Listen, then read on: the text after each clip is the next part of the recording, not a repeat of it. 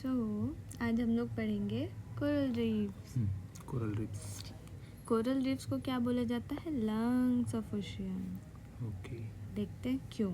ठीक है, तो कोरल रीफ्स में क्या होता है कि कोरल कोरल फॉलिप्स होता है, ठीक है, जो 0.25 से लेके 12 इंचेस तक होता है।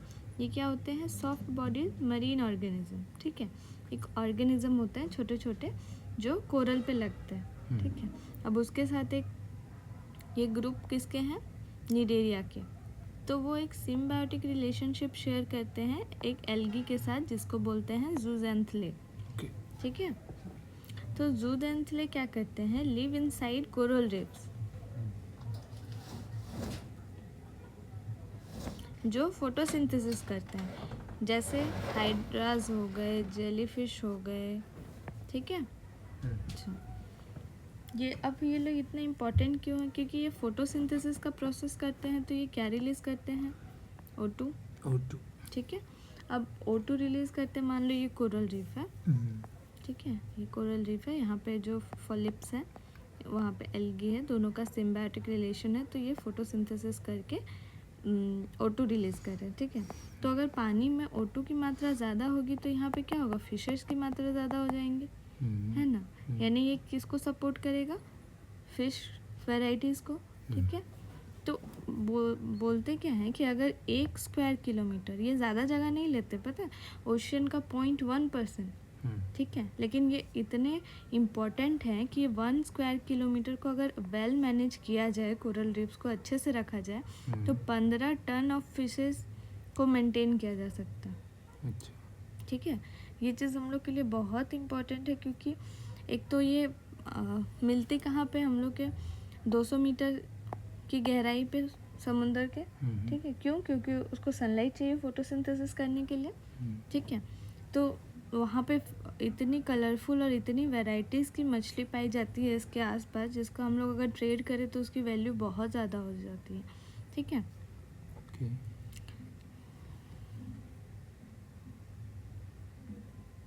अब ये क्या हो रहा है कि प्रॉब्लम क्या हो रहा है पता है? कि हम ब्लीचिंग हो रहा है। ब्लीचिंग क्यों हो रहा है? Due to pollutants, eutrophication, salinity, temperature, blast, cyanide fishing जो हम लोग करते हैं उससे मतलब ब्लीचिंग हो रहा है। ठीक है, ये बहुत कलरफुल और बहुत अट्रैक्टिव दिखते हैं। ठीक है, लेकिन जब ये इनका जो सिम्बायोटिक रिलेशन है वो डिस्टर्ब होता है तो ये पूरे एकदम ब्लीच आउट हो जाते हैं, एकदम कलर ही उड़ जाता है इन लोग का। तो मतलब ये उनमें जान नहीं रहता है। ठीक है, तो ये सब किसकी वजह से हो रहा है? पॉल्यूटेंट बढ़ जाने के कारण, ओशन में यूट्रोफिकेशन होने के कारण। ठीक है, यूट्रोफिकेशन में क्या होता है? जो एल्गल ब्लूम है वो सरफेस पे आ जाता है। ठीक है, और वो ब्लॉक कर देता है सनलाइट। तो अगर सनलाइट ब्लॉक कर देगा तो फोटोसिंथेसिस का प्रोसेस नहीं हो पाएगा, तो ये सारा डिस्टर्ब हो जाएगा। ठीक है, O2 की मात्रा कम हो जाएगी। अब सैलिनिटी, ये लोग जो कोरल रीफ्स हैं वो स्पेसिफिक टेम्परेचर, स्पेसिफिक सैलिनिटी में सर्वाइव करते हैं। ठीक है, ना इनको ज़्यादा टेम्परेचर चाहिए ना कम टेम्परेचर चाहिए, स्पेसिफिसिटी इनमें रहती है। ठीक है, तो अगर कोई या तो टेम्परेचर में राइज हो जाए ग्लोबल वार्मिंग के कारण, क्लाइमेट चेंज के कारण, ठीक है, तो भी दिक्कत है, ये कोरल रीफ्स ब्लीच आउट हो जाएंगे। ठीक है, अगर सैलिनिटी, अगर ये फ्रेश वाटर मिल जाए ओशियन में तो उसकी सैलिनिटी कम हो जाएगी, तो उससे भी वो डिस्टर्ब हो जाएगा, तो सारा प्रोसेस फिर वो ब्लीच आउट हो जाएंगे। ठीक है, और जो हम लोग जैसे मान लो कोई बहुत वैल्यूएबल मछली है, ठीक है, तो जो फिशरमैन है वो मछलियाँ क्या करती है ना, इन कोरल रीफ्स में अपने आप को छुपा लेती हैं, छोटी छोटी रहती हैं। ठीक है, तो जो फिशरमैन है या फिर जिसको ट्रेड करना है वो क्या करते हैं? साइनाइड ब्लास्टिंग का यूज़ करते हैं। ठीक है, साइनाइड फिशिंग का यूज़ करते हैं। उसमें क्या है कि साइनाइड डाल देते हैं या फिर ब्लास्ट का यूज़ करते हैं कि हम ब्लास्ट कर देते हैं, सारी मछलियाँ इधर उधर भागेंगी तो हम पकड़ लेंगे। ठीक है, अब उसको तो ये नहीं पता कि ये कोरल रीफ्स किस तरह से रिलेटेड है आपस में। वो एक तो मछली पकड़ने के लिए वो पूरा ही ब्लास्ट कर दिया, पूरा कोरल को। ठीक है, तो उससे कितनी सारी अफेक्ट हुई, उसके लिए भी वो ब्लीच आउट हो रही है। ठीक है, कोई भी एक जो रिलेशनशिप बना हुआ है पहले से, उसमें अगर कोई भी डिस्टर्बेंस होगा किसी भी टाइप का, चाहे टेम्परेचर हो, सैलिनिटी हो, कोई भी पॉल्यूटेंट आ गया या फिर ब्लास्ट हो गया, तो वो सारा डिस्टर्ब हो जाता है। ठीक है, अब रीफ किसको बोलते हैं? हम लोग देखते हैं कि कार्बन प्रेजेंट रहता है, ठीक है, और जो एल्गी वहाँ पे रहती है उस फॉलिप्स में, तो वो कार्बन रिलीज करेगी, ठीक है, जो भी उसका वेस्ट है, और कैल्शियम रहता है वाटर में। तो ये कॉम्बिनेशन मिलके CaCO3 बनता है, ठीक है, जो सॉलिड हो जाता है, मतलब धीरे धीरे धीरे धीरे वो जमता जाता है इनसाइड कोरल पॉलिप्स, ठीक है, वो धीरे धीरे ये हो जाता है, ठीक है। अब ये धीरे धीरे उसका हाइट बढ़ जाता है तो ऊपर तक आता है, तो जो उसको हेल्प करता है क्या, फोटोसेंट्रिक होने में। ऊपर रहेगा तो सनलाइट के पास पहुंचेगा, तो यानी फोटोसेंट्रिक, ठीक है। अब उसके बहुत सारे टाइप्स होते हैं रीफ्स के, ठीक है। रीफ क्या होता है समझ में आया कि CaCO3 का एक ढांचा होता है, स्ट्रक्चर होता है, जैसे ह्यूमन बॉडी ले लो, ठीक है। तो ये एल्गी और ये फॉलिप्स क्या हो गया, मान लो कि ये लिविंग ऑर्गेनिज्म है ही, ठीक है, तो जीव की तरह। तो इनका एक स्ट्रक्चर होता है वहाँ रहने के लिए, है ना, जैसे हम लोग के बोन्स हैं तो एक स्ट्रक्चर प्रोवाइड करता है, तो उसी तरह CaCO3 एक स्ट्रक्चर प्रोवाइड करता है जिस पे पॉलिप्स रहें और एल्गी आके रहें, ठीक है, ताकि दोनों में सिम्बायोटिक रिलेशन हो। सो ये भी अलग अलग रीफ अलग अलग टाइप के होते हैं।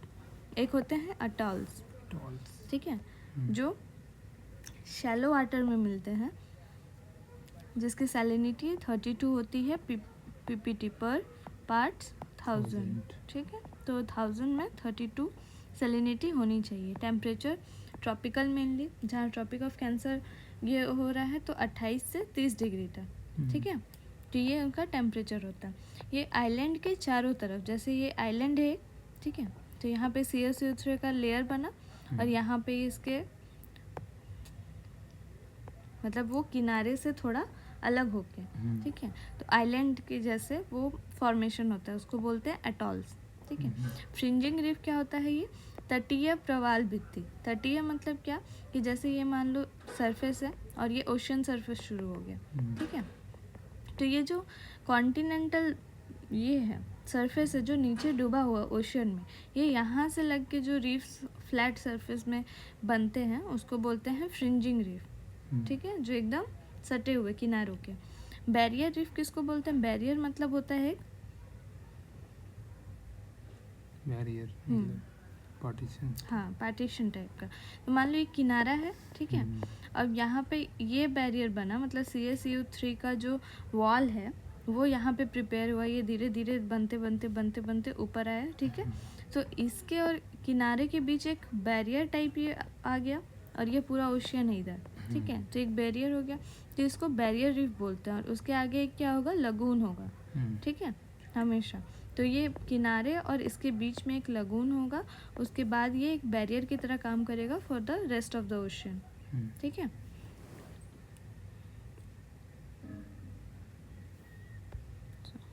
हमने सुना है ग्रेट बैरियर रीफ ऑस्ट्रेलिया का, ठीक है, तो अब समझ में आ गया कि बैरियर रीफ किसको बोलते हैं, उसका स्ट्रक्चर कैसा हो, किनारे से थोड़ा दूर, ठीक है, और ओशियन को पार्टीशन बैरियर की तरह एक काम कर रहा है, ठीक है।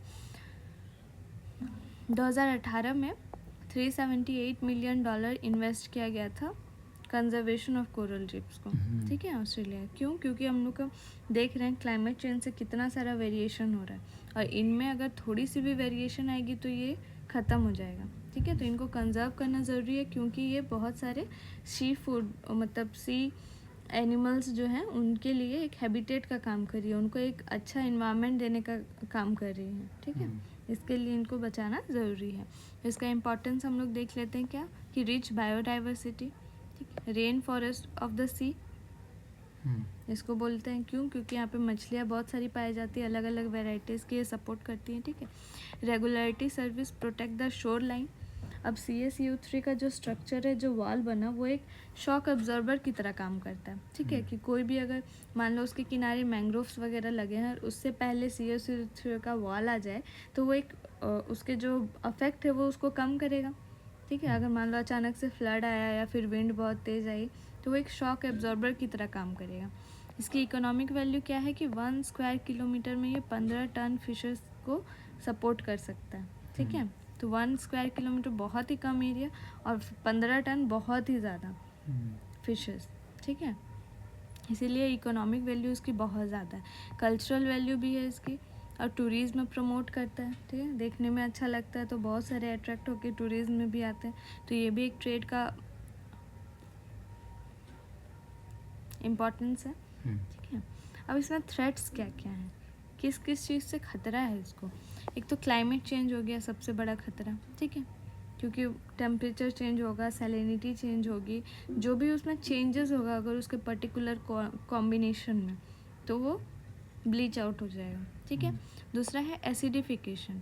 एसिडिफिकेशन से क्या होगा कि अगर मान लो ज़्यादा एसिडिक हो गया या फिर उसमें और भी कोई गैसेस वगैरह मिल गए, तो वो तो जो कॉम्बिनेशन CaCO3 का बन रहा है वो नहीं बन पाएगा, तो नो फॉर्मेशन ऑफ CaCO3। तो अगर CaCO3 का वो ढांचा ही नहीं बनेगा तो उस पर पॉलिप्स आके नहीं रहेंगे, पॉलिप्स नहीं रहेंगे तो उसमें एल्गी अट्रैक्ट नहीं कर पाएंगे, एल्गी अगर नहीं ये कर पाएंगे तो वो फोटोसिंथेसिस नहीं कर पाएंगे, फोटोसिंथेसिस नहीं होगा तो ऑक्सीजन का लेवल नहीं बढ़ेगा वहाँ पे, ठीक है, और फिशेस को सपोर्ट नहीं कर पाएंगे। तो ये एसिडिफिकेशन एक बहुत बड़ा रीज़न है CaCO3 के ना फॉर्मेशन होने का, ठीक है।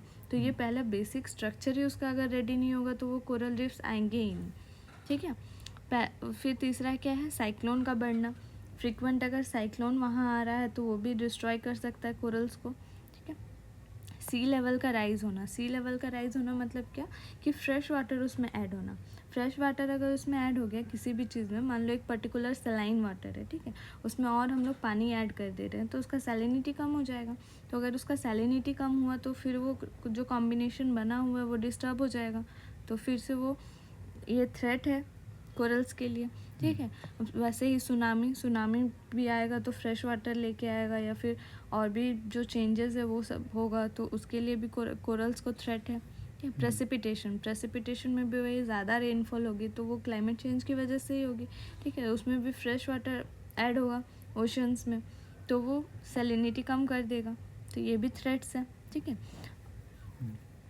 नेक्स्ट है मरीन पॉल्यूशन, जो हम लोग इतना टूरिज्म या फिर किसी भी तरह का पॉल्यूशन जो ओशन में ऐड हो रहा है, क्योंकि सारी नदियों का पानी सब तो ओशन में ही जा रहा है, ठीक है। तो हम लोग को अगर ये केयर नहीं करेंगे कि मरीन पॉल्यूशन ना हो, पॉल्यूटेड ना हो ओशन, तो वो जो पॉल्यूटेंट्स होंगे वो वहाँ जाके क्या करेंगे, डिस्टर्ब करेंगे, तो उससे भी उसको थ्रेट है, ठीक है। अब हम लोग केमिकल्स, ऑयल स्पिल, जैसे एग्रीकल्चर लैंड है कोई तो हम लोग इतना यूरिया यूज़ करते हैं, इतना हर चीज़ जो केमिकल बेस्ड प्रोडक्ट यूज़ करते हैं ताकि हमारी क्रॉप अच्छी हो, तो बारिश के टाइम पे जो वो खेतों से बह के ओशन में जाती है तो वो केमिकल एडिशन का काम करती है, ठीक है, ओशन में। तो उससे क्या होगा कि सैलिनिटी जो है या फिर जो उसका केमिकल कॉम्पोजिशन है वो बढ़ेगा, ठीक।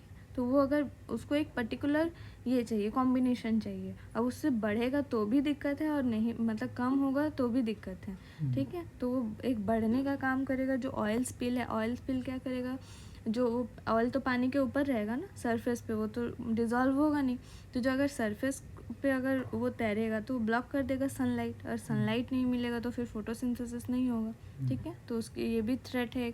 ओवर फिशिंग भी एक थ्रेट है, क्योंकि हम लोग बहुत ज़्यादा ट्रेड करने के लिए साइनाइड फिशिंग फिर करने लगते हैं, ठीक है, ब्लास्ट करने लगते हैं ताकि ज़्यादा मछलियाँ हम लोग को मिल सके, तो ओवर फिशिंग भी एक रीज़न है, थ्रेट है, ठीक है। साइनाइड फिशिंग हो गया, ब्लास्ट हो गया, ठीक है। सेडिमेंटेशन भी अगर किसी चीज़ का हम लोग को, जैसे ये मिलते हैं किनारे पे, है ना, तो किनारे पे अगर ज़्यादा सेडिमेंट्स होंगे, ज़्यादा अगर वो पॉल्यूशन वगैरह यहाँ पे इकट्ठे होंगे तो जो CaCO3 है, जो फ्रिंजिंग रीफ से जो किनारे पे लगते हैं उनको जगह नहीं मिलेगा, तो फिर वो कोरल्स डेवलप नहीं हो पाएंगे, ठीक है। पुअरली मैनेज टूरिज्म, अब जैसे टूरिज्म स्पॉट तो है लेकिन इसका मैनेजमेंट अगर सही नहीं है, अगर प्लास्टिक्स वगैरह या फिर बहुत सारे टूरिस्ट का पॉल्यूशन वगैरह जो भी हो तो वो डिस्टर्ब करेंगे, तो वो प्रॉपरली मैनेज होना चाहिए, तो उसका मैनेजमेंट भी एक थ्रेट है, ठीक है। अब इसके प्रोटेक्शन के लिए क्या कदम उठाए गए हैं, एक बनाया गया है ICRI, Indian coral reef initiative, ठीक है, जो 1994 में बना है। सेकंड क्या है, coral reef monitoring action network, ठीक है, एनवायरनमेंट प्रोग्राम UNEP के द्वारा, ये सब इसकी प्रोटेक्शन के लिए बनाया गया है।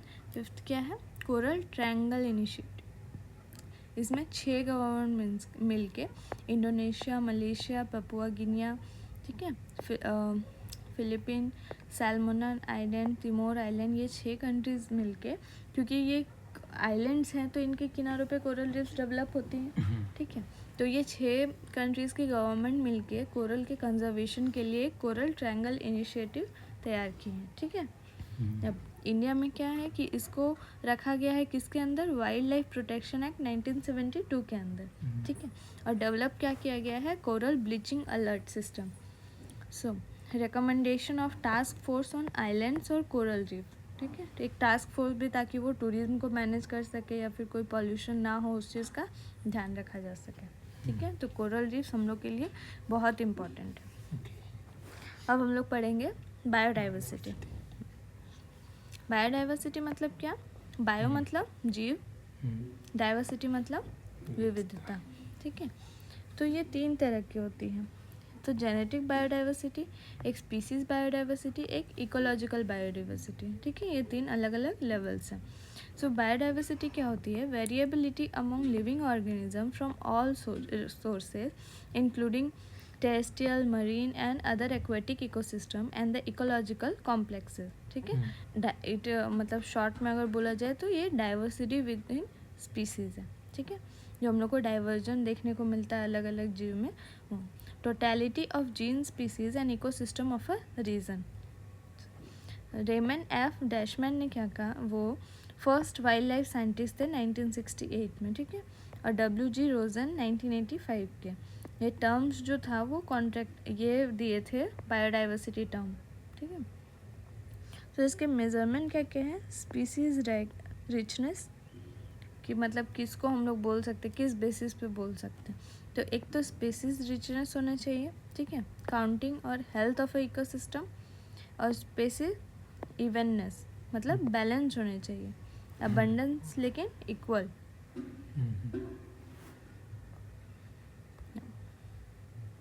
हम लोग हॉटस्पॉट इसके लिए बहुत सारे मार्क किए हैं, ठीक है। ठीक है। तो हॉटस्पॉट में अभी तक हम लोग को कितना लॉस्ट हो चुका है, 70% लॉस्ट हो चुका है, ठीक है। रिचनेस और रेयर स्पीसीज चाहिए बायोडाइवर्सिटी के लिए, तो ग्रेटर स्पीसीज इवेंटनेस, हाई बायोडाइवर्सिटी, ठीक है। जितना ज़्यादा वो इवेंटनेस स्पीसीज का होगा वो उतना ज़्यादा हाई डाइवर्सिटी का होगा, ठीक है।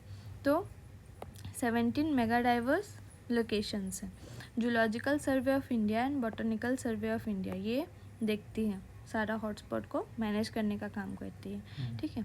RH विटिकर थे, तो वो क्या, अल्फ़ा डाइवर्सिटी मतलब क्या, विद इन अ कम्युनिटी, ठीक है। इसको हम लोग अलग अलग ये में डिफाइन करते हैं कि जो इंटरेक्शन है वो उसको, जो डाइवर्सिटी है वो कैसे 3 टाइप में बांटा गया है, ठीक है। तो अल्फ़ा डाइवर्सिटी किसको बोलते हैं, विद इन अ कम्युनिटी, ठीक है।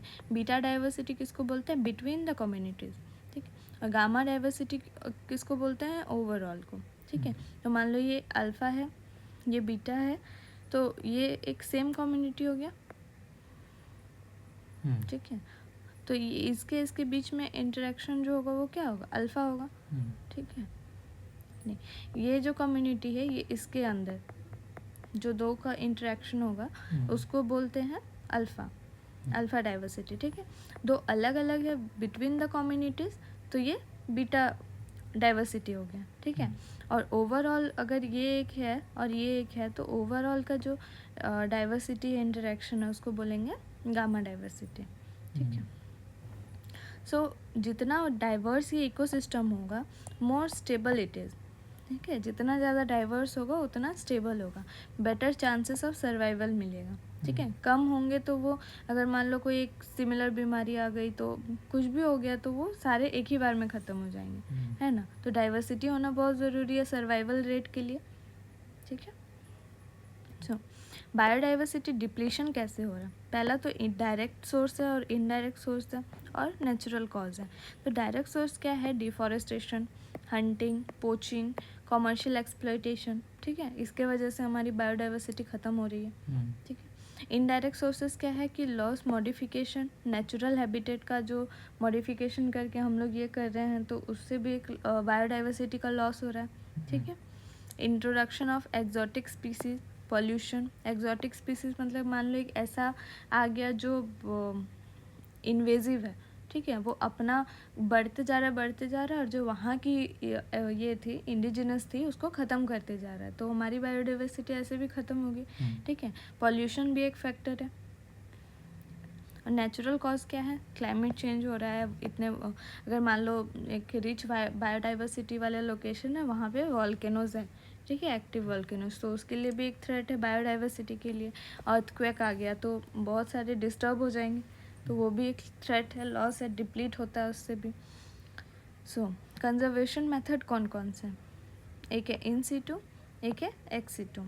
ठीक है, इन सीटू मतलब क्या है? जो हम लोग नेशनल पार्क में कंजर्व करते हैं, वाइल्ड लाइफ सेंचुरी में, बायोस्फीयर रिजर्व में, बायोडाइवर्सिटी हॉटस्पॉट में, जीन सेंचुरी में। जीन सेंचुरी में हम लोग जीन्स को रखते हैं, उसको स्टोर करके प्रिजर्व करके, कम्युनिटी रिजर्व्स में, सैक्रेड ग्रुप्स में। ठीक है, ये इन सीटू का मेथड हो गया। एक्स सीटू क्या हो गया? जो हम लोग वहाँ का एंडेमिक ना होके हम लोग बाहर कंजर्व करते हैं। ठीक है, जैसे अब जू है, तो जू तो शेर का घर नहीं है, लेकिन उसको जंगल से लाके हम लोग जू में लाके कंजर्व करते हैं। ठीक है, तो ये एक्स सीटू हो गया, मतलब उसके हैबिटेट के अलावा जहाँ हम लोग उसको रख के कंजर्व कर रहे हैं। बॉटनिकल गार्डन्स हो गए, जीन बैंक हो गया, सीड बैंक हो गया, टिश्यू कल्चर हो गया, क्रायो प्रिजर्वेशन हो गया। ठीक है, तो ये सब क्या है? Ex situ. Indian seed wall. Indian seed wall क्या है? ये सिक्योर सीड बैंक है। ठीक है, जो चांगला इन लद्दाख इंडिया में है, जो 2010 में शुरू हुआ था, jointly bye defence institute of high altitude research and national bureau of plant genetic resource. ठीक है, ये दोनों का कॉम्बिनेशन से 2010 में लद्दाख में इसको खोला गया, इंडियन सी वॉल, ताकि हम उसको कंजर्व कर सकें। ठीक है, अब हम लोग देखेंगे कि कौन कौन से कंजर्वेशन प्रोजेक्ट हैं। तो हम लोग पहले देखेंगे लायन का। ठीक है, तो एशियाटिक लायन कंजर्वेशन प्रोजेक्ट जो कब हुआ था? 2018 में। इसका सेंसस क्या हर 5 साल में होता है। ठीक है, पहला नवाब ऑफ जूनागढ़ 1936 में ये करवाए थे। ठीक है, अब इसका हम लोग कौन कौन सा मेथड है? एक है ब्लॉक काउंटिंग मेथड, तो census enumerates remain stationed at water points in a given block and estimate abundance of lion. ठीक है, मान लो उस जंगल में कोई एक ऐसा पॉन्ड है या फिर कोई वाटर सोर्स है, ठीक है, तो वहाँ पानी पीने आएगा ही। ठीक है, तो वहाँ के जो रिमेन्स मिलते हैं जो वाटर पॉइंट्स पे, उसको कलेक्ट करके या फिर उसको देख के ये पता लगाया जा सकता है कि वहाँ में कितने लायंस है, कितना अबंडेंस ऑफ लायन है। ठीक है, based on direct sighting of lion in 24 hour during summers. Summer में सब कोई पानी पीने आएंगे, तो या तो हम लोग डायरेक्ट भी मतलब एक कैमरा लगा के या फिर कुछ भी डायरेक्ट साइटिंग ऑफ लायंस इन 24 घंटे में कितने लायंस वहाँ पे आ रहे हैं, तो इससे हम लोग को नंबर्स का पता चलेगा। ठीक है, तो इसको बोलते क्या है? Block counting method. अब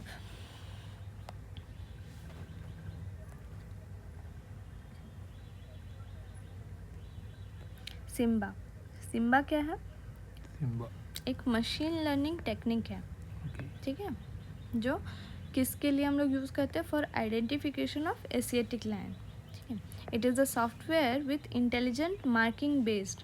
ठीक है, जो कि गुजरात में हम लोग यूज़ करते हैं। AI based photo recognition, differentiate Lions body patterns, physical marking. ठीक है, अलग अलग लायंस का अलग अलग बॉडी मार्किंग, अलग अलग पैटर्न्स होगा।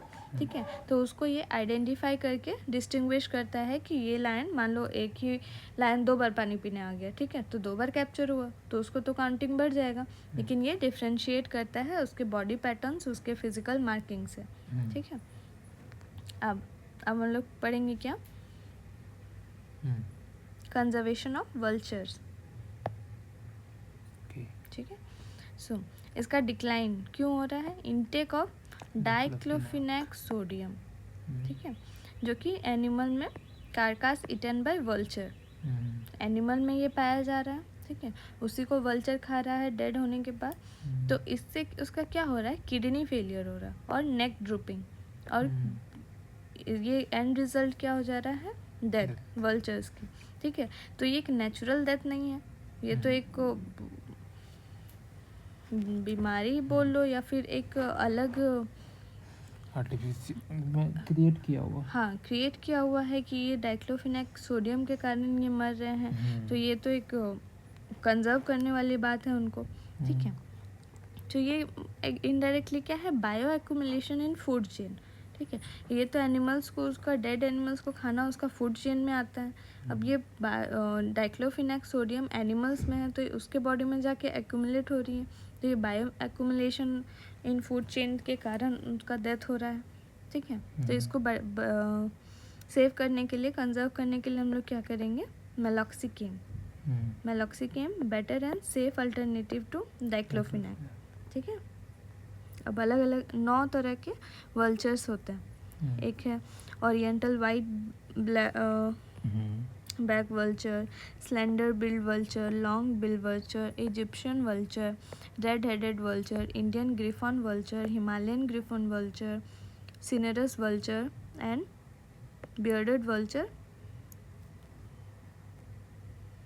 लैमरगियर, ठीक है। तो ये 9 तरह के वल्चर्स हैं। हम लोग कंजर्वेशन में क्या कर सकते हैं, इसके कंजर्व करने के लिए हम लोग वल्चर ब्रीडिंग ग्राउंड बना सकते हैं, कंजर्वेशन सेंटर बना सकते हैं, ठीक है। वल्चर सेफ्टी जोन्स क्रिएट कर सकते हैं। वल्चर रेस्टोरेंट्स भी एक क्रिएट किया गया है महाराष्ट्र और पंजाब में, ठीक है। उनके खाने पीने के लिए अलग से वो पूरा वल्चर के लिए है, ठीक है। Captive breeding centre, zoos at Bhopal, Hyderabad and Bhubaneswar, ठीक है। ये सब कंजर्व करने के तरीके निकाले गए हैं, ठीक है। अब हम लोग देखते हैं राइनो कंजर्वेशन। राइनो कंजर्वेशन, इनका डिक्लाइन क्यों हो रहा है, फ्लड या फिर हॉर्न का शिकार बहुत हो रहा है इनका, राइनोसोरस का हॉर्न के लिए, ठीक है, ट्रेडिंग के लिए। तो ये जब उनका हॉर्न ये किया जा रहा है तो उनका एंड रिजल्ट क्या हो रहा है, डेथ हो रहा है, कि तो उसको भी कंजर्व करना ज़रूरी है। इसका एम क्या है IRB 2020 का, कि 30,000 पॉपुलेशन बचाना है 2020 तक, ठीक है। 7 प्रोटेक्टिव एरियाज ऑफ आसाम। इसके लिए हम लोग को क्या करना है, translocating rhinos after trimming their horns, Kaziranga and Pobitora national park, ठीक है। 5 टारगेट प्रोटेक्टेड, मानस, लोखोवा, बुराचरपोरी, कोचमारा, डिब्रू साइखोवा, ओरांग, जो कि है सब आसाम में, ठीक है। वहाँ पे मिलते हैं राइनोसोरस। अब snow leopard conservation, snow leopard कहाँ मिलते हैं, नॉर्दर्न रीजन में, ठीक है। तो 12 कंट्रीज ने ये इनिशिएटिव लिया है, global snow leopard and ecosystem programme GSLEP, ठीक है। ये IUCN की रेड लिस्ट में है, तो इसको कंजर्व करना ज़रूरी है। ये high level of inter government alliance है, ठीक है। क्यों, क्योंकि नॉर्दर्न इंडिया के तो नॉर्दर्न में, बाकी इसके ऊपर जितने भी हैं वहाँ पे स्नो लियोपार्ड मिलते हैं, तो सारी कंट्रीज़ मिलके एक इनिशिएटिव लिए, seeks to address high mountain development issue flagship, ठीक है। तो सबको कंजर्व करना ज़रूरी है। Okay, complete, thank you.